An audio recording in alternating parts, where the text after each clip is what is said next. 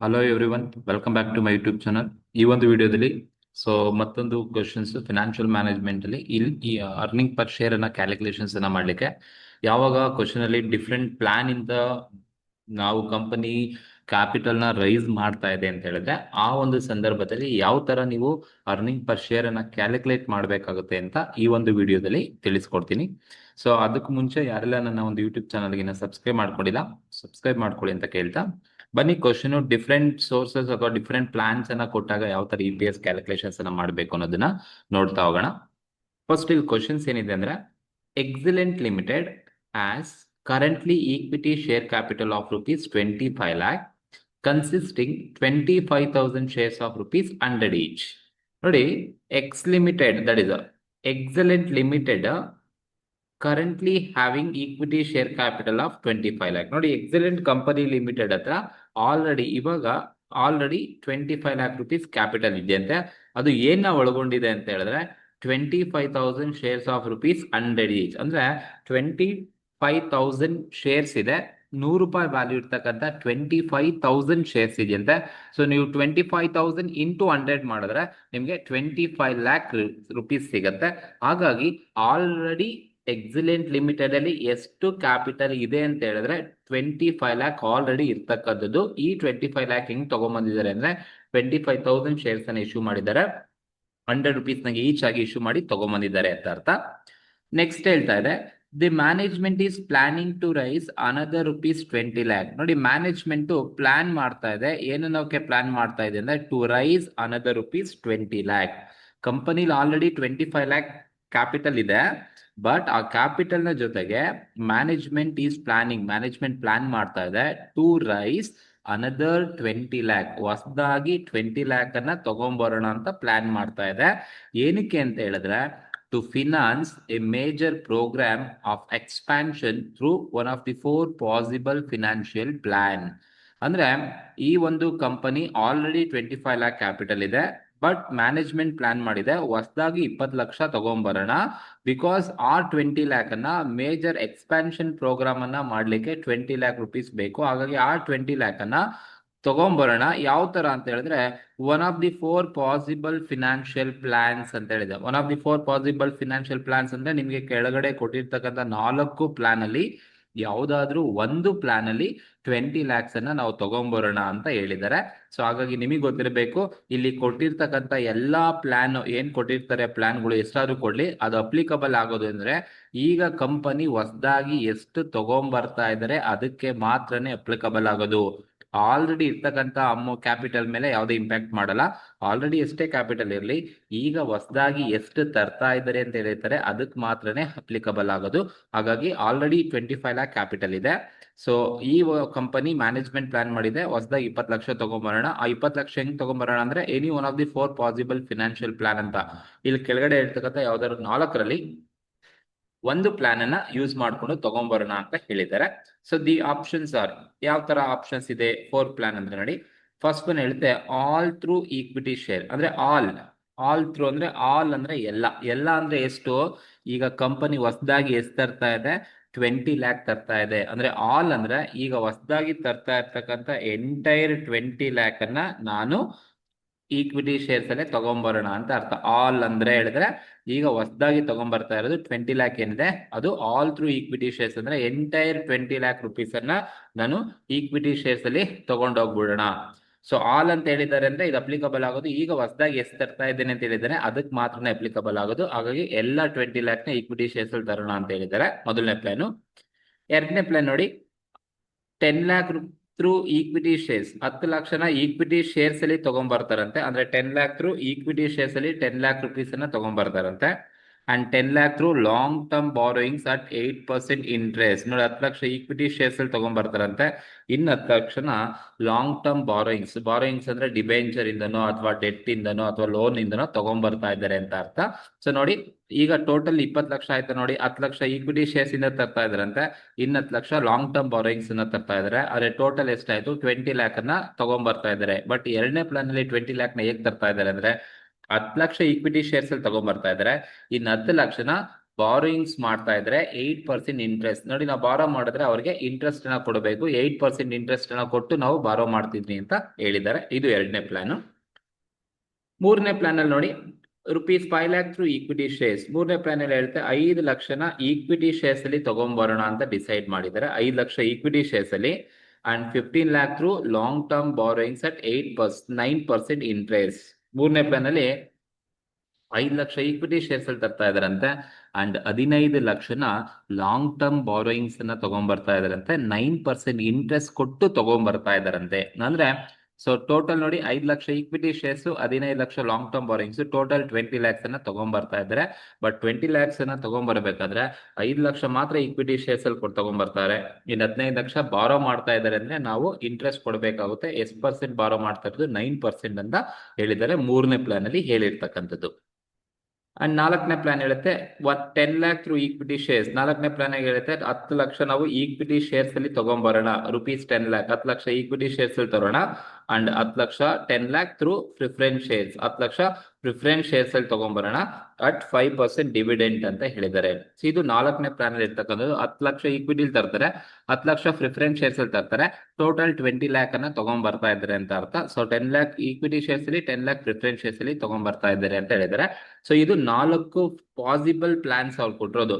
ಅವ್ರ company plan ಮಾಡಿದ್ದು 20 ಲಕ್ಷ ತಗೊಂಡ್ಬರಬೇಕು. Any one of the plan, ಈ 4ರ ಯಾವ್ದನ್ನ ಒಂದು ಪ್ಲಾನ್ ಅನ್ನ ಈ ಒಂದು ಪ್ಲಾನ್ ಅಲ್ಲಿ ತಗೊಂಡ್ಬರೋಣ ಅಂತ ಇರೋದು.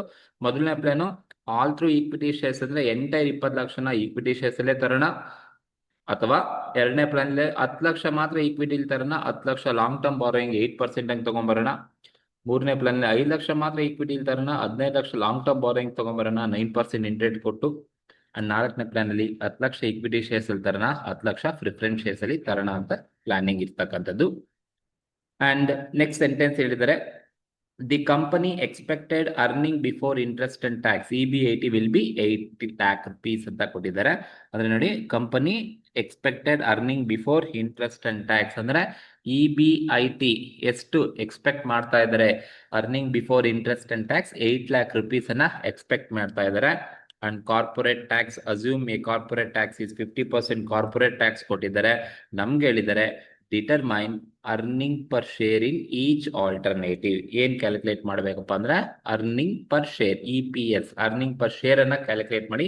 ಈಚ್ ಆಲ್ಟರ್ನೇಟಿವ್ ಅಂದ್ರೆ ಈ 4 ಪ್ಲಾನ್ ಅಲ್ಲೂ ನೀವು EPS ಅನ್ನ ಕ್ಯಾಲ್ಕುಲೇಷನ್ಸ್ ಅನ್ನ ಮಾಡಬೇಕು. And comment which alternative is best and why. And comment ಮಾಡಬೇಕಂತ ಯಾವ ಆಲ್ಟರ್ನೇಟಿವ್ ಬೆಸ್ಟ್ ಇದೆ ಅಂಡ್ ಏನಕ್ಕೆ ಅದು ಬೆಸ್ಟ್ ಇದೆ ಅಂತ ನೀವು ಕ್ಯಾಲ್ಕುಲೇಷನ್ಸ್ ಅನ್ನ ಮಾಡಿ ಅಂತ ಹೇಳಿದರೆ. ಇದು ಡಿಫ್ರೆಂಟ್ ಪ್ಲಾನ್ಸ್ ಅಲ್ಲಿ EPS ಅನ್ನ ಕ್ಯಾಲ್ಕುಲೇಷನ್ಸ್ ಅನ್ನ ಮಾಡ್ತಕ್ಕಂತ ಮೆಥಡ್. ಈ ತರ ಕ್ವಶನ್ಸ್ ಕೊಟ್ಟಾಗ ಕಂಪನಿಲಿ ಎಷ್ಟೇ ಆಲ್ರೆಡಿ ಕ್ಯಾಪಿಟಲ್ ಇರಲಿ ತಲೆ ಕೆಡಿಸ್ಕೋಬೇಡಿ. ಬಟ್ ಈಗ ಹೊಸದಾಗಿ ಎಷ್ಟು ತಗೊಂಡ್ಬರೋದಕ್ಕೆ ಡಿಸೈಡ್ ಮಾಡಿದ್ದಾರೆ ಅದು ಮೋಸ್ಟ್ ಇಂಪಾರ್ಟೆಂಟ್. ಹಾಗಾಗಿ ಈಗ ಹೊಸದಾಗಿ ಎಷ್ಟು ತಗೊಂಡ್ಬರೋಕೆ ಡಿಸೈಡ್ ಮಾಡಿದ್ದಾರೆ ಅಂಡ್ ಯಾವ ತರ ತಗೊಂಡ್ಬರ್ತಾ ಇದ್ದಾರೆ. ಆಲ್ ಅಂತ ಹೇಳಿದ್ರೆ ಹೊಸದಾಗಿ ತರ್ತಕ್ಕಂಥ entire amount, all through equity, all through preference, all through debenture ಅಂತ ಹೇಳ್ಬೋದು. ಅವ್ರು ಆಲ್ ಅಂತ ಹೇಳಿದಾರೆ ಹೊಸದಾಗಿ ಎಷ್ಟು ತರ್ತಾ ಇದ್ದಾರೆ ಎಲ್ಲ ಅಮೌಂಟ್ ಆ ಮುಖಾಂತರ ತಗೊಂಡ್ಬರ್ತಾ ಇದ್ದಾರೆ ಅಂತ ಅರ್ಥ. ಬಟ್ ಅವರೇ ಸ್ಪೆಸಿಫಿಕ್ ಆಗಿ ಹೇಳಿದ್ದಾರೆ 10 lakh equity, 10 lakh long term ಅಲ್ಲಿ ತರ್ತಾ ಇದ್ದೀನಿ ಅಂತ 2ನೇ ಪ್ಲಾನ್ ಅಲ್ಲಿ, 5 lakh ಈಕ್ವಿಟಿ, 15 ಲಾಂಗ್ ಟರ್ಮ್ ಅಲ್ಲಿ ತರ್ತಾ ಇದ್ದಾರಂತೆ 3rd ಅಲ್ಲಿ, and 10 lakh equity and 10 lakh preference shares ಅಲ್ಲಿ ತಗೊಂಡ್ಬರ್ತಾ ಇದ್ದಾರೆ ಅಂತ ಹೇಳಿದ್ದಾರೆ 4th ಪ್ಲಾನ್ ಅಲ್ಲಿ. ಇದು ಡಿಫ್ರೆಂಟ್ ಪ್ಲಾನ್ ಕೊಟ್ಟಿರೋದು. ಅಂಡ್ ಕಂಪನಿ ಎಷ್ಟು ಅರ್ನಿಂಗ್ಸ್ ಅನ್ನ ಎಕ್ಸ್ಪೆಕ್ಟ್ ಮಾಡ್ತಾ ಇದೆ ಅಂದ್ರೆ 8 lakh rupees ಅನ್ನ ಎಕ್ಸ್ಪೆಕ್ಟ್ ಮಾಡ್ತಾ ಇದೆ. 50% ಟ್ಯಾಕ್ಸ್ ರೇಟ್ ಕೊಟ್ಟಿದ್ದಾರೆ. ನಮಗೆ ಅರ್ನಿಂಗ್ ಪರ್ ಶೇರ್ ಅನ್ನ ಕ್ಯಾಲ್ಕುಲೇಷನ್ಸ್ ಅನ್ನ ಮಾಡಿ ಅಂತ ಹೇಳಿದ್ದಾರೆ.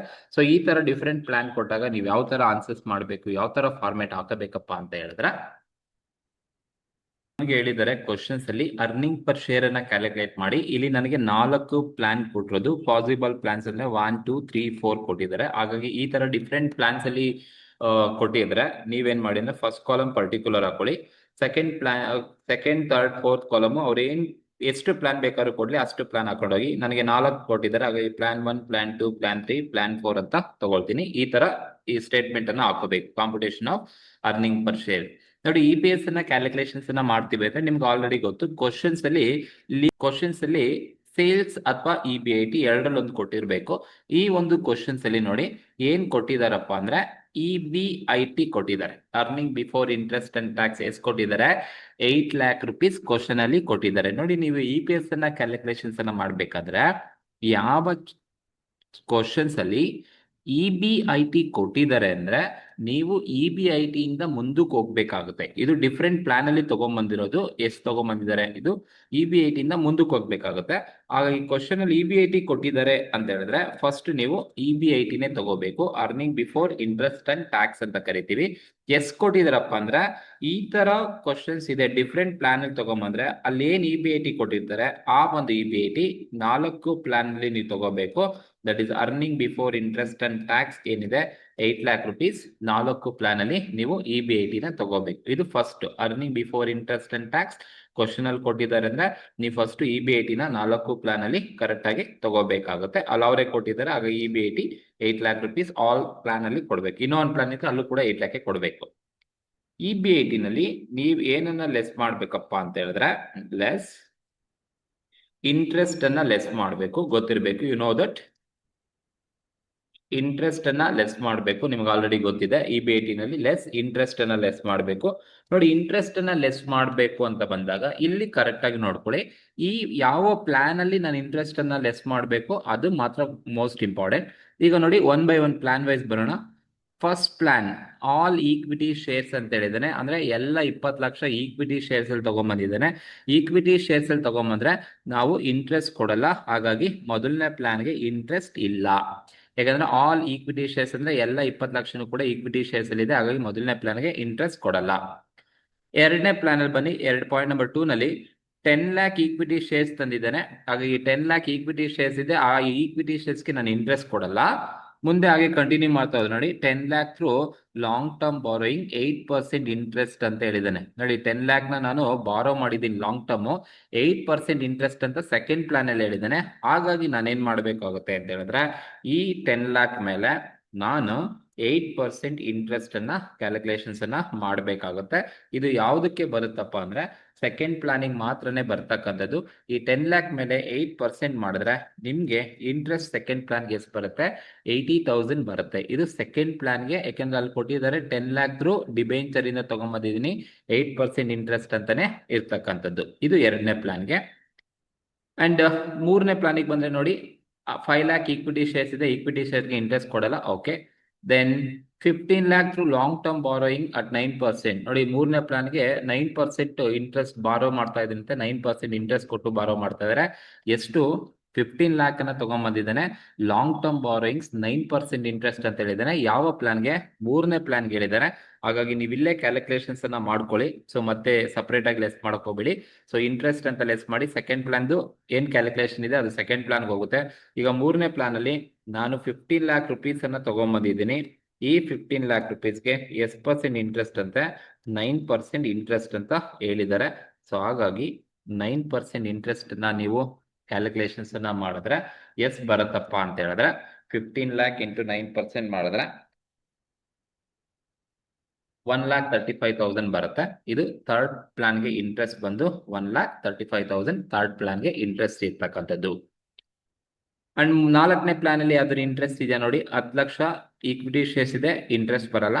ನೆಕ್ಸ್ಟ್ ಬಂದು 10 lakh ಪ್ರಿಫರೆನ್ಸ್ ಶೇರ್ಸ್ ಇದೆ, ಪ್ರಿಫರೆನ್ಸ್ ಶೇರ್ಸ್ಗೂ ನಾವು ಇಂಟ್ರೆಸ್ಟ್ ಕೊಡಲ್ಲ, ಹಾಗಾಗಿ ನಾಲ್ಕನೇ ಪ್ಲಾನ್ ಅಲ್ಲಿ ಇಂಟ್ರೆಸ್ಟ್ ಇಲ್ಲ. ಸಿಂಪಲ್. ಸೊ ನೀವು ಯಾವ ಪ್ಲಾನ್ ಅಲ್ಲಿ ಇಂಟ್ರೆಸ್ಟ್ ಕೊಡೋ ಐಟಮ್ ಇರುತ್ತೆ ಆ ಪ್ಲಾನ್ಗೆ ಆ ಅಮೌಂಟ್ ಮೇಲೆ ಎಷ್ಟು ಪರ್ಸೆಂಟ್ ಹೇಳ್ತಾರೆ ಅಷ್ಟು ಪರ್ಸೆಂಟ್ ಅನ್ನ ನೀವು ಕೊಡಬೇಕು. ಲಾಂಗ್ ಟರ್ಮ್ ಬಾರೋಯಿಂಗ್ ಅಂತ ಹೇಳ್ಬೋದು, ಡಿಬೆಂಚರ್ ಅಂತ ಹೇಳ್ಬೋದು, ಅಥವಾ ಡೆಟ್ ಕ್ಯಾಪಿಟಲ್ ಅಂತ ಬೇಕಾದ್ರೆ ಹೇಳ್ಬೋದು. ಇಲ್ಲಿ ನಮಗೆ ಸೆಕೆಂಡ್ ಪ್ಲಾನ್ ಅಲ್ಲಿ ಇಂಟ್ರೆಸ್ಟ್ ಕೊಡಬೇಕು. ಸೆಕೆಂಡ್ ಪ್ಲಾನ್ ಅಲ್ಲಿ 8% ಹೇಳಿದ್ದಾರೆ 10 ಲಕ್ಷದ ಮೇಲೆ, ಹಾಗಾಗಿ ಸೆಕೆಂಡ್ ಪ್ಲಾನ್ಗೆ 10 lakh ಮೇಲೆ 8% ಕೊಟ್ಟಿದ್ದೀನಿ. ಬಟ್ ಥರ್ಡ್ ಪ್ಲಾನ್ ಅಲ್ಲಿ 9% ಹೇಳಿದ್ದಾರೆ 15 lakh rupees ಮೇಲೆ ಇರ್ತಕ್ಕಂಥದ್ದು, ಹಾಗಾಗಿ 1,35,000 ಬಂದಿರ್ತಕ್ಕಂಥದ್ದು. ಈಗ EBIT ಸಿಕ್ತು, ಇಂಟ್ರೆಸ್ಟ್ ಸಿಕ್ತು. EBIT less interest, you will get EBT, earning before tax ಬರುತ್ತೆ. 8 lakh ಅಲ್ಲಿ 0 ಹೋದ್ರೆ ಮೊದಲನೇ ಕಾಲಮ್ ಅಲ್ಲಿ 8 lakh ಬರುತ್ತೆ. ಸೆಕೆಂಡ್ ಕಾಲಮ್ ಅಲ್ಲಿ 8 lakh ಮೈನಸ್ 80,000 ಹೋದ್ರೆ 7,20,000 ಸೆಕೆಂಡ್ ಕಾಲಮ್ ಅಲ್ಲಿ ಸಿಗುತ್ತೆ. ಅಂಡ್ ಥರ್ಡ್ ಕಾಲಮ್ ಅಲ್ಲಿ 8 lakh ಅಲ್ಲಿ 1,35,000 ಹೋದ್ರೆ 6,65,000 ಥರ್ಡ್ ಕಾಲಮ್ ಅಲ್ಲಿ ಸಿಗುತ್ತೆ. ಅಂಡ್ ಲಾಸ್ಟ್ ಕಾಲಮ್ ಅಲ್ಲಿ 8 lakh rupees ಹಾಗೆ ಇರುತ್ತೆ. ಇದು EBT ಅಂತ ಕರಿತೀವಿ. ಸೊ EBT ಬಂದಾದ್ಮೇಲೆ ನಿಮಗೆ ಗೊತ್ತು ಏನ್ ಲೆಸ್ ಮಾಡಬೇಕು. EBT ನಲ್ಲಿ ಲೆಸ್ ಟ್ಯಾಕ್ಸ್. ಕ್ವಶನ್ ಅಲ್ಲಿ ಕಾರ್ಪೊರೇಟ್ ಟ್ಯಾಕ್ಸ್ ಕೊಟ್ಟಿದ್ದಾರೆ. ಸೊ ಹಾಗಾಗಿ ಕಾರ್ಪೊರೇಟ್ ಟ್ಯಾಕ್ಸ್ ಅಟ್ ಎಷ್ಟು ಪರ್ಸೆಂಟ್ ಅಂದ್ರೆ 50% ಅಂತ ಹೇಳಿದ್ದಾರೆ. ನಿಮ್ಗೆ ಆಲ್ರೆಡಿ ಗೊತ್ತು ಯಾವ್ದ್ರ ಮೇಲೆ 50% ಅಂದ್ರೆ ಆಯಾ EBT ಮೇಲೆ 50% ಅನ್ನ ನೀವು ಕೊಡಬೇಕು. ಸೊ ಫಾರ್ ಎಕ್ಸಾಂಪಲ್ ಇಲ್ಲಿ ತೋರಿಸಿರ್ತೀನಿ. ಸೊ 8 lakh ಮೇಲೆ ಇಂಟು 50% ಮಾಡಿದ್ರೆ ಮೊದಲನೇ ಪ್ಲಾನ್ಗೆ ಎಷ್ಟು ಬರುತ್ತಪ್ಪ? 4 lakh rupees ಮೊದಲನೇ ಪ್ಲಾನ್ಗೆ ಬರುತ್ತೆ. 8 lakh ಮೇಲೆ 50% ಮಾಡಿದ್ರೆ 4 lakh ಫಸ್ಟ್ ಕಾಲಮಿಗೆ ಬರುತ್ತೆ. ದೆನ್ ಅದೇ ತರ 7,20,000 ಏನಿದೆ ಇದ್ರ ಮೇಲೆ ನಾನು 50% ಅನ್ನ ಮಾಡಿದ್ರೆ, ಸೆಕೆಂಡ್ ಪ್ಲಾನ್ 50% ಅನ್ನ ಮಾಡಿದ್ರೆ ನನಗೆ ಎಷ್ಟು ಬರುತ್ತಪ್ಪ ಅಂತ ಹೇಳಿದ್ರೆ 3,60,000 ಸೆಕೆಂಡ್ ಪ್ಲಾನ್ಗೆ ಇಂಟ್ರೆಸ್ಟ್ ಟ್ಯಾಕ್ಸ್ ಬರ್ತಕ್ಕಂಥದ್ದು. 50% ಟ್ಯಾಕ್ಸ್ ಕೊಟ್ಟಿದ್ರೆ ಹಾಗಾಗಿ ಸೆಕೆಂಡ್ ಪ್ಲಾನ್ಗೆ 3,60,000 ಬರುತ್ತೆ. ಕಾರ್ಪೊರೇಟ್ ಟ್ಯಾಕ್ಸ್ 50% ಇರ್ತಕ್ಕಂಥದ್ದು. ದೆನ್ ಥರ್ಡ್ ಪ್ಲಾನ್ ಬಂದು 6,65,000 ಇದೆ. ಇದ್ರ ಮೇಲೆ 50% ಮಾಡಿದ್ರೆ ನಮ್ಗೆ ಎಷ್ಟು ಬರುತ್ತಪ್ಪ ಅಂತ ಹೇಳಿದ್ರೆ 3,32,500 ಥರ್ಡ್ ಪ್ಲಾನ್ಗೆ ಸಿಗುತ್ತೆ. ದೆನ್ ಲಾಸ್ಟ್ ಪ್ಲಾನ್ ಅಲ್ಲಿ ಎಷ್ಟಿದೆ? 8 lakh rupees EBT ಇದೆ. 8 lakh rupees ಮೇಲೆ 50% ಅನ್ನ ಮಾಡಿದ್ರೆ ನಮ್ಗೆ 4 lakh rupees ಟ್ಯಾಕ್ಸ್ ಬರುತ್ತೆ. ಇದು 4 ಪ್ಲಾನ್ ಅಲ್ಲಿ ಇರ್ತಕ್ಕಂಥ ಟ್ಯಾಕ್ಸ್. ಯಾವಾಗ್ಲೂ ಕೂಡ EBT ನಲ್ಲಿ ಇಂಟ್ರೆಸ್ಟ್ ಲೆಸ್ ಮಾಡಿದ್ಮೇಲೆ EBT ಬರುತ್ತೆ. ಈ EBT ಮೇಲೆನೆ ನೀವು ಟ್ಯಾಕ್ಸ್ ಪರ್ಸೆಂಟೇಜ್ ಅನ್ನ ಕೊಡಬೇಕು. ಆಯಾ ಕಾಲಮ್ ಅಲ್ಲಿ ಏನೇನು EBT ಇರುತ್ತೆ ಅದ್ರ ಮೇಲೆ ಎಷ್ಟು ಪರ್ಸೆಂಟ್ ಕೊಟ್ಟಿರ್ತಾರೋ ಅಷ್ಟು ಪರ್ಸೆಂಟ್ ಅನ್ನ ಕೊಡಿ. ಈಗ ನಾನು ಟ್ಯಾಕ್ಸ್ ಸಿಕ್ತು, ಎಲ್ಲ ಪ್ಲಾನ್ ಅಲ್ಲೂ ಟ್ಯಾಕ್ಸ್ ಅನ್ನ ಕ್ಯಾಲ್ಕುಲೇಷನ್ ಮಾಡಿದೆ. ಈಗ EBT ನಲ್ಲಿ ಲೆಸ್ ಟ್ಯಾಕ್ಸ್ ನ ಲೆಸ್ ಮಾಡಿದ್ರೆ, EBT ನಲ್ಲಿ ಲೆಸ್ ಟ್ಯಾಕ್ಸ್ ನ ಲೆಸ್ ಮಾಡಿದ್ರೆ ನಿಮಗೆ ಬರ್ತಕ್ಕಂಥದ್ದೇ ಅರ್ನಿಂಗ್ ಆಫ್ಟರ್ ಟ್ಯಾಕ್ಸ್ ಅಂತ ಬರುತ್ತೆ. ಸೊ ಲೆಸ್ ಮಾಡಿದ್ರೆ 4 lakh rupees ಇರುತ್ತೆ. ಸೆಕೆಂಡ್ ಕಾಲಮ್ ಅಲ್ಲಿ 3,60,000 ಇರುತ್ತೆ. ಥರ್ಡ್ ಕಾಲಮ್ ಅಲ್ಲಿ 3,32,500 ಇರುತ್ತೆ. ಲಾಸ್ಟ್ ಕಾಲಮ್ ಅಲ್ಲಿ 4 lakh rupees ಸಿಗುತ್ತೆ. ಇದು ಅರ್ನಿಂಗ್ ಆಫ್ಟರ್ ಟ್ಯಾಕ್ಸ್ ಅಂತ ಕರಿತೀವಿ, EAT. ಒನ್ಸ್ ನಿಮ್ಗೆ ಅರ್ನಿಂಗ್ ಆಫ್ಟರ್ ಟ್ಯಾಕ್ಸ್ ಸಿಕ್ಕಾದ್ಮೇಲೆ ಈ ಅರ್ನಿಂಗ್ ಆಫ್ಟರ್ ಟ್ಯಾಕ್ಸ್ ಅಲ್ಲಿ ನೀವು ಏನನ್ನ ಲೆಸ್ ಮಾಡಬೇಕು ಅಂದ್ರೆ ಲೆಸ್ ಪ್ರಿಫರೆನ್ಸ್ ಡಿವಿಡೆಂಡ್ ನ ಲೆಸ್ ಮಾಡಬೇಕು. ನೋಡಿ, ಇಲ್ಲಿ ಪ್ರಿಫರೆನ್ಸ್ ಡಿವಿಡೆಂಡ್ ನ ಲೆಸ್ ಮಾಡಬೇಕು ಅಂದ್ರೆ ಈ ತರ ಕ್ವಶನ್ಸ್ ಕೊಟ್ಟಾಗ ಪ್ರಿಫರೆನ್ಸ್ ಅನ್ನೋ ವರ್ಡ್ ಯಾವ ಪ್ಲಾನ್ ಅಲ್ಲಿ ಇದೆ ಅಷ್ಟು ಮಾತ್ರ ನೋಡಿ. ಎಷ್ಟು ಎಲ್ಲ ಪ್ಲಾನ್ ಅಲ್ಲೂ ಬೇಕಾದ್ರೂ ಇರ್ಬೋದು, ಬಟ್ ಪ್ರಿಫರೆನ್ಸ್ ಅನ್ನೋ ವರ್ಡ್ ಆ ಪ್ಲಾನ್ ಅಲ್ಲಿ ಇದೆಯಾ, ಆ ಪ್ಲಾನ್ ಅಲ್ಲಿ ನೀವು ಪ್ರಿಫರೆನ್ಸ್ ಡಿವಿಡೆಂಡ್ ನ ಕೊಡಬೇಕು. ಈಗ ಮೊದಲನೇ ಕಾಲಮ್ ಅಲ್ಲಿ ನೋಡಿ ಪ್ರಿಫರೆನ್ಸ್ ಅನ್ನೋ ವರ್ಡೇ ಇಲ್ಲ, ಹಾಗಾಗಿ ಮೊದಲನೇ ಪ್ಲಾನ್ ಅಲ್ಲಿ ಪ್ರಿಫರೆನ್ಸ್ ಶೇರ್ಸ್ ಇಲ್ಲ, ಇರೋದು ಈಕ್ವಿಟಿ ಬರಲ್ಲ. ಎರಡನೇ ಪ್ಲಾನ್ ಅಲ್ಲಿ ಈಕ್ವಿಟಿ ಮತ್ತೆ ಬಾರೋಯಿಂಗ್ಸ್ ಇದೆ, ಹಾಗಾಗಿ ಪ್ರಿಫರೆನ್ಸ್ ಇಲ್ಲ, ಬರಲ್ಲ, ಎರಡನೇ ಪ್ಲಾನ್ಗೂ ಇಲ್ಲ. ಮೂರನೇ ಪ್ಲಾನ್ ಅಲ್ಲಿ ಈಕ್ವಿಟಿ ಶೇರ್ಸ್ ಮತ್ತೆ ಬಾರೋಯಿಂಗ್ಸ್ ಇದೆ, ಹಾಗಾಗಿ ಪ್ರಿಫರೆನ್ಸ್ ಇಲ್ಲ, ಬರಲ್ಲ. ನಾಲ್ಕನೇ ಪ್ಲಾನ್ ಅಲ್ಲಿ ನೋಡಿ 10 ಲಕ್ಷ ಈಕ್ವಿಟಿ ಶೇರ್ಸ್ ಅಲ್ಲಿ ಇದೆ, 10 ಲಕ್ಷಕ್ಕೆ ಬರಲ್ಲ. 10 ಲಕ್ಷ ಪ್ರಿಫರೆನ್ಸ್ ಶೇರ್ಸ್ ಅಂತ ಕೊಟ್ಬಿಟ್ಟಿದ್ದಾರೆ. ನೋಡಿ, ಇಲ್ಲಿ ಪ್ರಿಫರೆನ್ಸ್ ಶೇರ್ಸ್ ಅಂತ ಇದೆ. ಪ್ರಿಫರೆನ್ಸ್ ಡಿವಿಡೆಂಡ್ ನ ಕೊಡೋದು ಯಾರಿಗೆ? ಪ್ರಿಫರೆನ್ಸ್ ಶೇರ್ ಹೋಲ್ಡರ್ಸ್ಗೆ ಪ್ರಿಫರೆನ್ಸ್ ಡಿವಿಡೆಂಡ್ ಕೊಡೋದು. ಆಗ ಯಾವ ಪ್ಲಾನ್ ಅಲ್ಲಿ ಪ್ರಿಫರೆನ್ಸ್ ಕೊಟ್ಟಿರ್ತಾನೆ ಅದಕ್ಕೆ ನೀವು ಡಿವಿಡೆಂಡ್ ಕೊಡಬೇಕು. ಎಷ್ಟು ಅಮೌಂಟ್ ಅಪ್ಪ ಅಂದ್ರೆ 10 ಲಕ್ಷ ಪ್ರಿಫರೆನ್ಸ್ ಶೇರ್ಸ್ ಅಲ್ಲಿ ತರ್ತಾ ಇದಾರೆ. ಎಷ್ಟು ಪರ್ಸೆಂಟ್ ಅಂದ್ರೆ 5% ಡಿವಿಡೆಂಡ್ ಅಂತ ಹೇಳಿದಾನೆ. ಇದು ಅಪ್ಲಿಕಬಲ್ ಆಗೋದು 4ನೇ ಪ್ಲಾನಿಗೆ ಮಾತ್ರನೇ ಅಪ್ಲಿಕಬಲ್ ಆಗ್ತಕ್ಕಂಥದ್ದು, ಯಾಕಂದ್ರೆ ಮೊದಲನೇ 3 ಪ್ಲಾನ್ ಅಲ್ಲಿ ಇಲ್ಲ. ಹಾಗಾಗಿ ಮೊದಲನೇ ಪ್ಲಾನ್ ಅಲ್ಲೂ ಬರಲ್ಲ, ಎರಡನೇ ಪ್ಲಾನ್ ಅಲ್ಲಿ ಇಲ್ಲ, ಮೂರನೇ ಪ್ಲಾನ್ ಅಲ್ಲಿ ಇಲ್ಲ, 4ನೇ ಪ್ಲಾನ್ ಅಲ್ಲಿ ಇದೆ. ಸೊ 10 lakh rupees ಇದೆಯಂತೆ. ಈ 10 lakh rupees ಮೇಲೆ ಎಷ್ಟು ಪರ್ಸೆಂಟ್ ಅಪ್ಪ ಅಂತ ಹೇಳಿದ್ರೆ 5% ಅಂತ ಹೇಳಿದ್ದಾರೆ. ಸೊ ಹಾಗಾಗಿ ನೀವು 10 lakh ಮೇಲೆ 5% ಅನ್ನ ಮಾಡಿದ್ರೆ ಸೊ ನಮ್ಗೆ ಎಷ್ಟು ಬರುತ್ತಪ್ಪ ಅಂತ ಹೇಳಿದ್ರೆ ಪ್ರಿಫರೆನ್ಸ್ ಡಿವಿಡೆಂಟ್ 50,000 ನಮ್ಗೆ ಪ್ರಿಫರೆನ್ಸ್ ಡಿವಿಡೆಂಟ್ ಸಿಗುತ್ತೆ, 50,000. ಈಗ ನೀವು EAT ನಲ್ಲಿ ಲೆಸ್ ಪ್ರಿಫರೆನ್ಸ್ ಅನ್ನ ಲೆಸ್ ಮಾಡಿದ್ರೆ ನಿಮಗೆ ಬರ್ತಕ್ಕಂಥದ್ದೇ earnings available to equity share holders. Less ಮಾಡಿ ಮೊದಲನೇ ಕಾಲಮ್ ಅಲ್ಲಿ 4 lakh rupees ಹಾಗೆ ಇರುತ್ತೆ, ಎರಡನೇ ಕಾಲಮ್ ಅಲ್ಲಿ 3,60,000 ಹಾಗೆ ಇರುತ್ತೆ, ಮೂರನೇ ಕಾಲಮ್ ಅಲ್ಲಿ 3,32,500 ಹಾಗೆ ಇರುತ್ತೆ. ಲಾಸ್ಟ್ ಕಾಲಮ್ ಅಲ್ಲಿ 3,50,000 ನಮಗೆ ಸಿಗುತ್ತೆ. ಇದು earnings available to equity share holders. ನೋಡಿ, ನಮಗೆ ಕ್ಯಾಲ್ಕುಲೇಷನ್ಸ್ ಮಾಡೋಕೆ ಹೇಳಿರೋದೇನು? ಅರ್ನಿಂಗ್ ಪರ್ ಶೇರ್ EPS ನ ಕ್ಯಾಲ್ಕುಲೇಷನ್ಸ್ ಅನ್ನ ಮಾಡಕ್ ಹೇಳಿದ್ರು. EPS ನ ಕ್ಯಾಲ್ಕುಲೇಷನ್ಸ್ ಅನ್ನ ಮಾಡಬೇಕು ಅಂದ್ರೆ ನಮಗೆ ಏನ್ ಹೇಳುತ್ತೆ formula? Earnings available to equity share holders divided by number of equity shares ಮಾಡಿದ್ರೆ EPS ಬರುತ್ತೆ.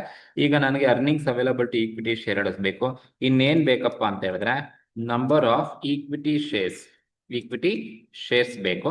So number of equity shares ಸಿಕ್ಕಿದ್ರೆ ನನಗೆ EPS ಬರುತ್ತೆ. ನೋಡಿ, ಈ ತರ ಕ್ವಶನ್ಸ್ ಕೊಟ್ಟಾಗ ನೀವು ನಂಬರ್ ಆಫ್ ಶೇರ್ಸ್ ನ ಹೇಗೆ ಕ್ಯಾಲ್ಕುಲೇಷನ್ ಮಾಡೋದು ಅಂತ ತೋರಿಸ್ತೀನಿ. Calculation of number of equity shares, especially ಈ ತರ ಪ್ರಾಬ್ಲಮ್ ಮಾತ್ರ ಈ ತರ ಮಾಡ್ಕೊಳ್ಳಿ. ಯಾವ ತರ ನೀವು ಈಕ್ವಿಟಿ ಶೇರ್ಸ್ ಅನ್ನ ಕ್ಯಾಲ್ಕುಲೇಟ್ ಮಾಡಬೇಕು ಅಂದ್ರೆ, ಈಗ ನನ್ನ ಹತ್ರ ಪ್ಲಾನ್ 4 ಪ್ಲಾನ್ ಇದೆ. That is plan 1, plan 2 and plan 3 as well as plan 4. 4 plan ಇದೆ. ಸೊ ನೀವು ಈ ತರ ಕ್ವಶನ್ಸ್ ಕೊಟ್ಟಾಗ ನೀವು ಯಾವ ತರ ಹಾಕೋಬೇಕಪ್ಪ ಅಂತ ಹೇಳಿದ್ರೆ, ಈ ನಂಬರ್ ಆಫ್ ಈಕ್ವಿಟಿ ಶೇರ್ಸ್ ಅನ್ನ ಕ್ಯಾಲ್ಕುಲೇಷನ್ಸ್ ಅನ್ನ ಮಾಡ್ಬೇಕಾದ್ರೆ, ಸೊ ನೀವು old equity share capital plus new equity share capital, ಇದು equity share capital, old equity share capital plus new equity share capital divided by face value. ನೀವು ಈ ತರ ಹಾಕೊಳ್ಳಿ. Number of equity shares ಅನ್ನ calculations ಅನ್ನ ಮಾಡ್ಬೇಕಾದ್ರೆ ಈ ತರ ಡಿಫ್ರೆಂಟ್ ಪ್ಲಾನ್ ಅಲ್ಲಿ ತಗೊಂಬಂದ್ರೆ ಮಾತ್ರ old equity share capital plus new equity share capital divided by face value ಮಾಡಿದ್ರೆ ನಿಮ್ಗೆ ಈಕ್ವಿಟಿ ಶೇರ್ ಸಿಗುತ್ತೆ. ಸೊ ನಾವು ಡಿಫ್ರೆಂಟ್ ಯಾವ್ಯಾವ ಪ್ಲಾನ್ ಅಲ್ಲಿ ಎಷ್ಟೆಷ್ಟು ಈಕ್ವಿಟಿ ಶೇರ್ ಕ್ಯಾಪಿಟಲ್ ಇದೆ ಅಂತ ಕ್ಯಾಲ್ಕುಲೇಷನ್ಸ್ ಅನ್ನ ಮಾಡಬೇಕು. ಹಾಗಾಗಿ ಈಗ ನೋಡಿ, ಮೊದಲನೇ ಪ್ಲಾನ್ ಅಲ್ಲಿ ಎಷ್ಟಿದೆಯಪ್ಪ ಅಂತ ಹೇಳಿದ್ರೆ, ಎಸ್ಪೆಷಲಿ ಈ ತರ ನಿಮ್ಗೆ ಕೊಟ್ಟಾಗ, ಕ್ವಶನ್ಸ್ ಅಲ್ಲಿ ಕೊಟ್ಟಾಗ ಯಾವಾಗ್ಲೂ ಕೂಡ ಏನಾಗಿರುತ್ತೆ ಅಂದ್ರೆ old equity share capital always constant ಇರುತ್ತೆ. ನೋಡಿ, old equity capital plus new equity capital ಅಂದ್ರೆ, ಓಲ್ಡ್ ಅಂದ್ರೆ ಏನಪ್ಪಾ ಅಂತ ಹೇಳಿದ್ರೆ ಕಂಪನಿಲಿ ಆಲ್ರೆಡಿ ಇರ್ತಕ್ಕಂಥ ಕ್ಯಾಪಿಟಲ್. ಸೊ ಕಂಪನಿಲಿ ಆಲ್ರೆಡಿ ಇರ್ತಕ್ಕಂಥ ಕ್ಯಾಪಿಟಲ್ ಎಷ್ಟು ನೋಡಿ, ಆಲ್ರೆಡಿ ಕಂಪನಿಲಿ currently equity share capital 25 lakh rupees ಇದೆ ಅಂತ ಹೇಳಿದ್ದೇನೆ. ಆಲ್ರೆಡಿ ಇರ್ತಕ್ಕಂಥ ಕ್ಯಾಪಿಟಲ್ ಮಾತ್ರ ತಗೊಳ್ಳಿ. ಆಲ್ರೆಡಿ ಎಷ್ಟಿದೆ? 25 lakh ಇದೆ. ಈ 25 lakh ಯಾವಾಗ್ಲೂ ನೀವು ಕ್ಯಾಲ್ಕುಲೇಷನ್ಸ್ ಅನ್ನ ಮಾಡ್ಕೊಳ್ತೀರಾ ಅಂತ ಹೇಳಿದ್ರೆ, ಆಲ್ರೆಡಿ ಇರ್ತಕ್ಕಂಥ ಕ್ಯಾಪಿಟಲ್ ಎಷ್ಟು? 25 lakh ಏನಿದೆ, ಈ 25 lakh ಎಲ್ಲಾ ಪ್ಲಾನ್ ಅಲ್ಲೂ 25 lakh ಇರುತ್ತೆ. ಇದು ಪ್ಲಾನ್ 1 ಆಗ್ಲಿ ಅಥವಾ ಪ್ಲಾನ್ 2 ಆಗ್ಲಿ, ಎಲ್ಲಾ ಪ್ಲಾನ್ ಅಲ್ಲೂ ಕೂಡ ಎಷ್ಟಪ್ಪ ಅಂತ ಹೇಳಿದ್ರೆ 25 lakh ಓಲ್ಡ್ ಈಕ್ವಿಟಿ ಕ್ಯಾಪಿಟಲ್ ಇರುತ್ತೆ, ಆಲ್ರೆಡಿ ಇರುತ್ತೆ. ದೆನ್ ಪ್ಲಾನ್ 3 ಅಲ್ಲಾಗ್ಲಿ ಓಲ್ಡ್ ಈಕ್ವಿಟಿ ಕ್ಯಾಪಿಟಲ್ ನ ನೀವು ಎಲ್ಲಾ ಕಾಲಮ್ ಅಲ್ಲೂ ಓಲ್ಡ್ ಈಕ್ವಿಟಿ ಕ್ಯಾಪಿಟಲ್ ನ ಹಾಕೊಳ್ಳಿ, no issues. Old equity capital 25 lakh ಎಲ್ಲಾ ಪ್ಲಾನ್ ಅಲ್ಲೂ ಓಲ್ಡ್ ಈಕ್ವಿಟಿ ಕ್ಯಾಪಿಟಲ್ ಇರುತ್ತೆ. ಬಟ್ ನೀವು ನ್ಯೂ ಈಕ್ವಿಟಿ ಕ್ಯಾಪಿಟಲ್ ಇದೆಯಾ ಅನ್ನೋದನ್ನ ನೀವು ಕ್ವಶನ್ಸ್ ಅಲ್ಲಿ ನೋಡ್ಕೋಬೇಕು. ಸೊ ಹಾಗಾಗಿ ಓಲ್ಡ್ ಈಕ್ವಿಟಿ ಕ್ಯಾಪಿಟಲ್ 4 ಪ್ಲಾನ್ ಅಲ್ಲಿ ಇರುತ್ತೆ. ಬಟ್ ನ್ಯೂ ಈಕ್ವಿಟಿ ಕ್ಯಾಪಿಟಲ್ ಬೇಕು ಇದೆಯಾ ಇಲ್ವಾ ಅನ್ನೋದಕ್ಕೆ ಒಂದೊಂದೇ ಪ್ಲಾನ್ ನೋಡಬೇಕು. ಈಗ ನೀವು ತಗೋಬೇಕಾದ್ರೆ ನೋಡಿ, ಒಂದೊಂದೇ ಪ್ಲಾನ್ ನೋಡಿ. ಈಗ ಮೊದಲನೇ ಪ್ಲಾನ್ ಅಲ್ಲಿ ಈಕ್ವಿಟಿ ಅನ್ನೋ ವರ್ಡ್ ಇದ್ರೆ ಆ ಪ್ಲಾನ್ ಅಲ್ಲಿ ಹೊಸ ಈಕ್ವಿಟಿ ಕ್ಯಾಪಿಟಲ್ ಇದೆ ಅಂತ ಅರ್ಥ. ಈಗ ಮೊದಲನೇ ಪ್ಲಾನ್ ಅಲ್ಲಿ ಹೇಳಿದಾನೆ ಆಲ್ ಈಕ್ವಿಟಿ ಶೇರ್ಸ್ ಅಂತ ಹೇಳಿದಾನೆ. ನೋಡಿ, ಈಕ್ವಿಟಿ ಅನ್ನೋ ವರ್ಡ್ ಇದೆ ಅಂದ್ರೆ ಅದು ಈಕ್ವಿಟಿ ಶೇರ್ ಕ್ಯಾಪಿಟಲ್ ಇಂದ ಬಂದಿದೆ. ಎಷ್ಟು ಅಮೌಂಟ್ ಅಂತ ಹೇಳಿಲ್ಲ, ಆಲ್ ಅಂತ ಹೇಳಿದಾನೆ. ಆಲ್ ಅಂದ್ರೆ ಹೊಸದಾಗಿ ರೈಸ್ ಮಾಡ್ತಾ ಇರೋ ಅಮೌಂಟ್ ತಗೋಬೇಕು. ಹೊಸದಾಗಿ ರೈಸ್ ಮಾಡ್ತಾರೆ ಎಷ್ಟು? 20 lakh. ಆ ಎಂಟೈರ್ 20 lakh ಅನ್ನ ಈಕ್ವಿಟಿ ಶೇರ್ಸ್ ಅಲ್ಲೇ ತಗೊಂಡ್ಬಂದಿದ್ದಾನೆ ಅಂದ್ರೆ ಆ 20 lakh ಫುಲ್ ಹೊಸ ಈಕ್ವಿಟಿ ಕ್ಯಾಪಿಟಲ್ ಅಂತ ಆಗುತ್ತೆ. ಹಾಗಾಗಿ ಹಳೇದು 25 lakh ಇತ್ತು ಪ್ಲಸ್ ಹೊಸದು 20 lakh rupees ಇದೆ, divided by face value. Face value ಅಂದ್ರೆ ಕ್ವಶನ್ ಅಲ್ಲೇ ಕೊಟ್ಟಿರ್ತಾರೆ ಎಷ್ಟು ವ್ಯಾಲ್ಯೂಗೆ ತಗೊಂಡ್ಬರ್ತಾ ಇರೋದಂತ. 100 ಈಚ್ ಅಂತ ಹೇಳಿದ್ದಾರೆ. ಹಾಗಾಗಿ ಹಳೇದು 25 lakh ಪ್ಲಸ್ ಹೊಸದು 20 lakh ಇದೆ. 25 lakh plus 20 lakh divided by 100 each. Divided by 100 ಮಾಡಿದ್ರೆ ನಮ್ಗೆ ಈಕ್ವಿಟಿ ಶೇರ್ಸ್ ಮೊದಲನೇ ಪ್ಲಾನ್ ಅಲ್ಲಿ ಈಕ್ವಿಟಿ ಶೇರ್ಸ್ ಎಷ್ಟಿದೆ ಅಂತ ಹೇಳ್ಬಿಟ್ಟು ನಮ್ಗೆ ಗೊತ್ತಾಗ್ಬಿಡುತ್ತೆ. ಸೊ ಎಷ್ಟಿದೆಯಪ್ಪ ಈಕ್ವಿಟಿ ಶೇರ್ಸ್ ಅಂತ ಹೇಳಿದ್ರೆ ನೀವು ಸಿಂಪ್ಲಿಫೈ ಮಾಡಿ 25 lakh plus 20 45 lakh divided by 100 ಮಾಡಿದ್ರೆ ನಮ್ಗೆ 45,000 ಈಕ್ವಿಟಿ ಶೇರ್ಸ್ ಇದೆ. ಮೊದಲನೇ ಪ್ಲಾನ್ ಅಲ್ಲಿ 45,000 ಈಕ್ವಿಟಿ ಶೇರ್ಸ್ ಇದೆ ಅಂತ ಅರ್ಥ. ಹಾಗಾಗಿ ನೀವು ಮೊದಲನೇ ಪ್ಲಾನ್ಗೆ ನಂಬರ್ ಆಫ್ ಶೇರ್ಸ್ 45,000 ನ ನೀವು ತಗೋಬೇಕು. ಅದೇ ತರ ಎರಡನೇ ಪ್ಲಾನ್ ಅಲ್ಲಿ ಓಲ್ಡ್ 25 lakh ಆಲ್ರೆಡಿ ಇದೆ, ಹೊಸ ಕ್ಯಾಪಿಟಲ್ ಇದೆಯಾ ಅನ್ನೋದಕ್ಕೆ ಎರಡನೇ ಪ್ಲಾನ್ ಅನ್ನ ನೋಡಿ. ಎರಡನೇ ಪ್ಲಾನ್ ಅಲ್ಲಿ ಈಕ್ವಿಟಿ ಶೇರ್ಸ್ ಅನ್ನೋ ವರ್ಡ್ ಇದೆ, ಎಷ್ಟು ಅಮೌಂಟ್ ಇದೆ? 10 lakh rupees ಅಂತ ಹೇಳಿದಾನೆ.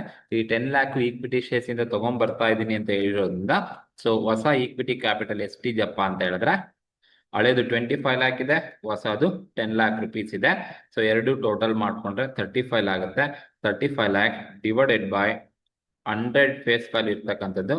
ಸೊ 100 rupees ಫೇಸ್ ವ್ಯಾಲ್ಯೂ ಇರೋದ್ರಿಂದ ಡಿವೈಡೆಡ್ ಬೈ 100 ಮಾಡಿದ್ರೆ ನಮ್ಗೆ ಎಷ್ಟು ಬರುತ್ತಪ್ಪ ಅಂತ ಹೇಳಿದ್ರೆ ಈಕ್ವಲ್ಸ್ 25 ಪ್ಲಸ್ 10 ಡಿವೈಡೆಡ್ ಬೈ 100 ಮಾಡಿದ್ರೆ ಟೋಟಲ್ 35,000 ಸೆಕೆಂಡ್ ಪ್ಲಾನ್ ಅಲ್ಲಿ ಈಕ್ವಿಟಿ ಶೇರ್ಸ್ ಇರ್ತಕ್ಕಂಥದ್ದು. ಸೊ ಟೋಟಲ್ ಮಾಡ್ಕೊಂಡ್ರೆ 35,000 ಸೆಕೆಂಡ್ ಪ್ಲಾನ್ ಅಲ್ಲಿ ಈಕ್ವಿಟಿ ಶೇರ್ಸ್ ಸಿಗುತ್ತೆ. ಇದು ಎರಡನೇ ಪ್ಲಾನ್ ಅಲ್ಲಿ ಇರ್ತಕ್ಕಂಥ ಈಕ್ವಿಟಿ ಶೇರ್ಸ್. ಅದೇ ತರ ನೀವು ಪ್ಲಾನ್ 3ಗೆ ಮಾಡಬೇಕು. ಪ್ಲಾನ್ 3 ನಲ್ಲಿ ಎಷ್ಟಪ್ಪ ಇದೆ ಅಂತ ಹೇಳಿದ್ರೆ already old capital 25 lakh rupees ಇದೆ. ಹೊಸದಾಗಿ ಈಕ್ವಿಟಿ ಶೇರ್ಸ್ ಎಷ್ಟಿದೆಯಪ್ಪ ಅಂತ ಹೇಳಿದ್ರೆ ಹೊಸದಾಗಿ ನೋಡಿ ಈಕ್ವಿಟಿ ಶೇರ್ಸ್ ಅನ್ನೋ ವರ್ಡ್ ಇದೆ. ಎಷ್ಟು ಅಮೌಂಟ್ ಇದೆಯಪ್ಪ ಅಂದ್ರೆ ಬರೀ 5 ಲ್ಯಾಕ್ ರುಪೀಸ್ ಮಾತ್ರ ಇದೆ. ಸೊ ಹಾಗಾಗಿ ಥರ್ಡ್ ಪ್ಲಾನ್ ಅಲ್ಲಿ ಹೊಸ ಈಕ್ವಿಟಿ ಕ್ಯಾಪಿಟಲ್ ಬಂದು ಹಳೇದು 25 ಲ್ಯಾಕ್ ಇದೆ ಕಾಮನ್ ಆಗಿ, ಹೊಸದ್ ಬಂದು 5 ಲ್ಯಾಕ್ ರುಪೀಸ್ ಮಾತ್ರ ಇದೆ. So 25 lakh plus 5 lakh divided by 100 rupees face value ಕೊಟ್ಟಿದ್ದಾರೆ. ಸೊ 100 ರುಪೀಸ್ ಫೇಸ್ ವ್ಯಾಲ್ಯೂ ಮಾಡಿದ್ರೆ ನಮಗೆ earning per share number of equity shares ಬಂದು 30,000 ಸಿಗುತ್ತೆ. 30,000 ಈಕ್ವಿಟಿ ಶೇರ್ಸ್ ಸಿಗುತ್ತೆ. ಹಾಗಾಗಿ ಪ್ಲಾನ್ 3 ನಲ್ಲಿ ಎಷ್ಟು ಈಕ್ವಿಟಿ ಶೇರ್ಸ್ ಇದೆ? 30,000 ಈಕ್ವಿಟಿ ಶೇರ್ಸ್ ಇದೆ ಅಂತ. ಅದೇ ತರ ನೀವು ಲಾಸ್ಟ್ ಪ್ಲಾನ್ಗೆ ಮಾಡಬೇಕು. ಓಲ್ಡ್ ಈಕ್ವಿಟಿ ಕ್ಯಾಪಿಟಲ್ 25 ಲ್ಯಾಕ್ ಇದೆ, ಬಟ್ ಹೊಸದಾಗಿ ಇರ್ತಕ್ಕಂಥ ಕ್ಯಾಪಿಟಲ್ ಎಷ್ಟಪ್ಪ ಅಂತ ಹೇಳಿದ್ರೆ ಈಕ್ವಿಟಿ ಬಂದು 10 ಲ್ಯಾಕ್ ರುಪೀಸ್ ಈಕ್ವಿಟಿ ಶೇರ್ಸ್ ಅಲ್ಲಿ ಇದೆಯಂತೆ. ಹಾಗಾಗಿ ಹೊಸ ಕ್ಯಾಪಿಟಲ್ ಬಂದು 10 ಲ್ಯಾಕ್ ರುಪೀಸ್ ಇದೆ. ಡಿವೈಡೆಡ್ ಬೈ ಫೇಸ್ ವ್ಯಾಲ್ಯೂ ಮಾಡ್ಕೊಳ್ಳಿ. ಡಿವೈಡೆಡ್ ಬೈ ಫೇಸ್ ವ್ಯಾಲ್ಯೂ ಬಂದು ಎಷ್ಟಪ್ಪ ಫೇಸ್ ವ್ಯಾಲ್ಯೂ ಅಂತ ಹೇಳಿದ್ರೆ 100 ರುಪೀಸ್ ಕ್ವಶನ್ ಅಲ್ಲಿ ಆಲ್ರೆಡಿ ಕೊಟ್ಟಿದ್ದಾರೆ, 100 ರುಪೀಸ್ ಇದೆ. ಸೊ ಡಿವೈಡ್ ಮಾಡಿದ್ರೆ, ಸಿಂಪ್ಲಿಫೈ ಮಾಡಿದ್ರೆ ನಿಮ್ಗೆ ಎಷ್ಟು ಸಿಗುತ್ತಪ್ಪ ಅಂತ ಹೇಳಿದ್ರೆ 25 ಪ್ಲಸ್ 10 35 ಡಿವೈಡೆಡ್ ಬೈ 100 ಮಾಡಿದ್ರೆ 35,000 ನಿಮ್ಗೆ equity shares number of equity shares ಸಿಗುತ್ತೆ. ಸೊ ಇದು ನಂಬರ್ ಆಫ್ ಈಕ್ವಿಟಿ ಶೇರ್ಸ್ ಇರ್ತಕ್ಕಂಥದ್ದು. ಸೊ 3-4 ಪ್ಲಾನ್ ಅಲ್ಲೂ ನೀವು ಇದೇ ತರನೇ ಕ್ಯಾಲ್ಕುಲೇಷನ್ಸ್ ಅನ್ನ ನಂಬರ್ ಆಫ್ ಈಕ್ವಿಟಿ ಶೇರ್ಸ್ ನ ಮಾಡಬೇಕು. ಹಾಗಾಗಿ 4ನೇ ಪ್ಲಾನ್ ಅಲ್ಲಿ ನಂಬರ್ ಆಫ್ ಈಕ್ವಿಟಿ ಶೇರ್ಸ್ ಬಂತು. ಸೊ ಈ ತರ ಕ್ವಶನ್ಸ್ ಅಲ್ಲಿ ಓಲ್ಡ್ ಎಲ್ಲಾ ಕಾಲಮ್ ಅಲ್ಲೂ ಬರ್ಕೊಳ್ಳಿ. ನೀವು ತಗೋಬೇಕಾದ್ರೆ ಈಕ್ವಿಟಿ ಶೇರ್ಸ್ ಇದ್ರೆ ಮಾತ್ರನೇ ತಗೊಳ್ಳಿ. ಆಯಾ ಪ್ಲಾನ್ ಅಲ್ಲಿ ಈಕ್ವಿಟಿ ಇದ್ರೆ ಮಾತ್ರ ತಗೊಳ್ಳಿ. ಇಲ್ಲಿ ಎಲ್ಲಾ ಪ್ಲಾನ್ ಅಲ್ಲಿ ಈಕ್ವಿಟಿ ಇದೆ, ಅಷ್ಟು ಅಮೌಂಟ್ ತಗೊಂಡಿದ್ದೀನಿ. ಸೊ ಈಗ earnings availability equity share divided by number of shares ಮಾಡಿದ್ರೆ ನಿಮ್ಗೆ EPS ಸಿಗುತ್ತೆ. EPS ನ ಹೇಗೆ ಕ್ಯಾಲ್ಕುಲೇಷನ್ಸ್ ಅನ್ನ ಮಾಡಬೇಕು ಅಂತ ಹೇಳಿದ್ರೆ formula earning available to equity share holders, earnings available to equity shareholders divided by number of equity shares. So earnings available to equity shareholders divided by number of shares ಮಾಡಿದ್ರೆ ನಿಮಗೆ EPS ಬರುತ್ತೆ. ಈಗ ನೋಡಿ, so ನಾವು calculation ಮಾಡಬೇಕಾದ್ರೆ EPS earnings available to equity share holders ಬಂದು ನಾವಿಲ್ಲಿ already find out ಮಾಡಿದೀವಿ. Earnings available to equity share holders ಸಿಕ್ಕಿದ ಮೇಲೆ ನಂಬರ್ ಆಫ್ ಈಕ್ವಿಟಿ ಶೇರ್ಸ್ ಅನ್ನ ನಾವೀಗ ಫೈಂಡ್ ಔಟ್ ಮಾಡ್ಕೊಂಡಿದೀವಿ. ನಂಬರ್ ಆಫ್ ಈಕ್ವಿಟಿ ಶೇರ್ಸ್ ಕೂಡ ನನಗೇನ್ ಮಾಡಿ ಸಿಕ್ಕಿದೆ, ಮೇಲೆ ಯಾವ್ಯಾವ ಪ್ಲಾನ್ ಅಲ್ಲಿ ಎಷ್ಟೇ ನಂಬರ್ ಆಫ್ ಈಕ್ವಿಟಿ ಶೇರ್ಸ್ ಇದೆ ಅಂತ ಸಿಕ್ಕಿದೆ. ಈಗ ನೀವೇನ್ ಮಾಡಿ apply formula earnings divided by number of equity shares ಮಾಡಿದ್ರೆ ನಿಮಗೆ EPS ಸಿಗುತ್ತೆ. ಎಷ್ಟು ಬರುತ್ತೆ? ಮೊದಲನೇ ಕಾಲಮ್ ಅಲ್ಲಿ 4 ಲ್ಯಾಕ್ ರುಪೀಸ್ ಅರ್ನಿಂಗ್ಸ್ ಇದೆ, ಡಿವೈಡೆಡ್ ಬೈ 45,000 ಮಾಡಿದ್ರೆ 8.88 ಬರುತ್ತೆ. ದಟ್ ಈಸ್ 8.888 ಬರುತ್ತೆ. 89 ಅಂತ ಟ್ರೀಟ್ ಮಾಡಿ. ದೆನ್ ಸೆಕೆಂಡ್ ಪ್ಲಾನ್ ಅಲ್ಲಿ 3,60,000 ಡಿವೈಡೆಡ್ ಬೈ 35,000 ಇದೆ. ಸೊ ಡಿವೈಡ್ ಮಾಡಿದ್ರೆ ನಮಗೆ 10.28 ಬರುತ್ತೆ. ಅಂಡ್ ಥರ್ಡ್ ಒನ್ ಬಂದು 3,32,500 ಡಿವೈಡೆಡ್ ಬೈ 30,000 ಮಾಡಿದ್ರೆ ನಮಗೆ 11.08 ಬರುತ್ತೆ. 11.08 ಸಿಗುತ್ತೆ. Then last column 3,50,000 divided by 35,000 ಮಾಡಿದ್ರೆ ನಮಗೆ 10 ರುಪೀಸ್ ಸಿಗುತ್ತೆ. ಇದು ಅರ್ನಿಂಗ್ ಪರ್ ಶೇರ್ ಅಂತ ಕರಿತೀವಿ. ನಾವು ಕ್ಯಾಲ್ಕುಲೇಷನ್ಸ್ ಮಾಡಿರ್ತಕ್ಕಂಥದ್ದು ಅರ್ನಿಂಗ್ ಪರ್ ಶೇರ್ ಅನ್ನ ಕ್ಯಾಲ್ಕುಲೇಷನ್ಸ್ ಅನ್ನ ಮಾಡ್ಲಿಕ್ಕೆ ಹೇಳಿರ್ತಕ್ಕಂಥದ್ದು. ಈ ತರ ನೀವು ಡಿಫ್ರೆಂಟ್ ಪ್ಲಾನ್ ಅಲ್ಲಿ ಕೊಟ್ಟರೆ ಇಷ್ಟೇ ಸಿಂಪಲ್, ಇಷ್ಟನ್ನೇ ಮಾಡ್ಬೇಕಾದ್ರೆ ನೀವು ಮಾರ್ಕ್ಸ್ ಅನ್ನ ಕೊಡ್ತಾರೆ. ಬಟ್ ಇದು ನೀವು ಮೋಸ್ಟ್ ಇಂಪಾರ್ಟೆಂಟ್ ನಿಮ್ಗೆ ಏನಪ್ಪಾ ಅಂದ್ರೆ ಈ ಈಕ್ವಿಟಿ ಶೇರ್ಸ್ ಅನ್ನ ಕ್ಯಾಲ್ಕುಲೇಷನ್ಸ್ ಮಾಡ್ಕೊಳ್ಳೋದು ಬರಬೇಕು ನಿಮ್ಗೆ. So old equity plus new equity divided by face value ಮಾಡಿದ್ರೆ ನಿಮ್ಗೆ ನಂಬರ್ ಆಫ್ ಈಕ್ವಿಟಿ ಶೇರ್ಸ್ ಸಿಗುತ್ತೆ. ಈ ತರ ನೀವು ಕ್ಯಾಲ್ಕುಲೇಷನ್ಸ್ ಅನ್ನ ಮಾಡ್ಕೋಬೇಕಾಗುತ್ತೆ. Comment which alternative best and why ಅಂತ ಹೇಳಿದಾರೆ. ನೀವು ಕಮೆಂಟ್ ಮಾಡಬೇಕು ಅಂದ್ರೆ ನೋಡಿ, ಈಗ EPS 4 ಪ್ಲಾನ್ ಅನ್ನು ನೋಡಿದ್ರೆ ಯಾವುದು ಜಾಸ್ತಿ ಇದೆ? ಪ್ಲಾನ್ 3 ಜಾಸ್ತಿ ಇದೆ, 11.0 ಇದೆ. ಸೊ ಹಾಗಾಗಿ ನೀವು ಕಮೆಂಟ್ ಮಾಡಬೇಕಾದ್ರೆ ಏನಂತ ಕಮೆಂಟ್ ಮಾಡ್ಬೇಕಪ್ಪ ಅಂತ ಹೇಳಿದ್ರೆ is best, plan 3 is best ಅಂತ ಕರಿಬೇಕು. ಯಾಕಂದ್ರೆ because compare to all other plans, compared to all other plan 3 is more EPS. So plan 3 is best. So plan 3 is best ಅಂತ ಒಂದು ನಿಮ್ಮ ಓನ್ ವರ್ಡ್ ಆಗಿ ನೀವು ಒಂದು ಸೆಂಟೆನ್ಸ್ ಬರೀ ಯಾವ್ದು ಜಾಸ್ತಿ ಇದೆ ಅದನ್ನ ಸೆಲೆಕ್ಟ್ ಮಾಡ್ಕೊಳ್ಳಿ ಅಂತ ಒಂದು ಸೆಂಟೆನ್ಸ್ ಅನ್ನ ಬರೀಬೇಕಾಗುತ್ತೆ. ಸೊ ಇದು ಈ ಒಂದು ಕ್ವಶನ್ಸ್ ಅಲ್ಲಿ ಇರ್ತಕ್ಕಂಥದ್ದು. ಸೊ ಈ ಒಂದು ಕ್ವಶನ್ಸ್ ಅಲ್ಲಿ ಏನಾದ್ರು ಡೌಟ್ಸ್ ಇದ್ರೆ ಕಮೆಂಟ್ ಮಾಡಿ. ಹಾಗೆ ಈ ಒಂದು ವಿಡಿಯೋ ಇಷ್ಟ ಆದ್ರೆ ದಯವಿಟ್ಟು ಶೇರ್ ಮಾಡಿ, ಹಾಗೆ ಸಬ್ಸ್ಕ್ರೈಬ್ ಮಾಡ್ಕೊಳ್ಳೋಕೆ ರೆಫರ್ ಮಾಡಿ. Thank you very much.